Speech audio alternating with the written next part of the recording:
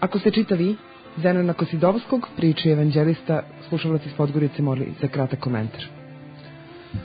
Ja sam čitao Zenona Kosidovskog biblijske legende, o pričama evanđelista sam samo čuo, to jest čuo sam od strane drugih ljudi, tako da ne znam koliko bi ja mogao da pričam na tu temu. Mogu bi samo da kažem o onome što znam kroz ovu drugu knjigu. Znači, znam da je reč o jednom ateisti koji je imao za zadatak da na jedan naučni pristup i sarkastični malo da pobija verske istine. Međutim, zaista kroz samu kritiku Svetog pisma, to je Starog zaveta u biblijskim legendama, to mu je ideja. On zaista ne može ništa drugo nego da čoveku utvrdi malo još više u veri.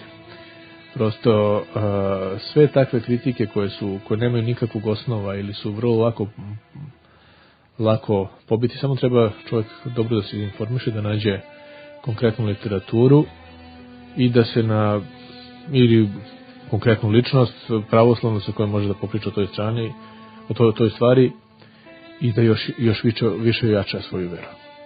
Kritike koje ja čujem, kritike hrišćanstva koje se uče na određenim katedrama u Beogradu, recimo na Filozofskom fakultetu, kroz predmete poput kulturologije, raznih etnoloških predmeta i tako dalje, su potpuno smešne. Mislim, to je čudno da tako nešto prolazi. Od priča da evanđelja nastaju u 4. veku, iako postoje odlomci evanđelja sačuvani iz 2. veka, to se lako može ustanoviti prema pismu koje je postojalo, prema materijalu, Znači, to je potpuno samo za jedno ovlašno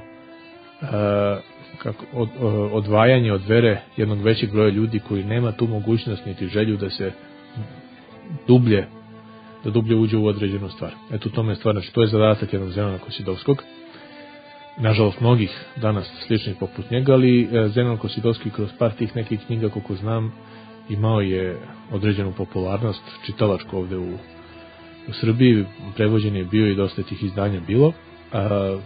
Što se tiče te knjige, kažem, ne znam tačno, nešto sam čuo o njoj i o nekim argumentima njegovim, ali pošto nisam čitao samu knjigu, ne mogu o tome ništa da kažem. Možda bi bolje bilo ako bi se neki detalj uzeo iz te knjige, neka tvrdnja, pa da se onda može na osnovu toga nešto bliže reći.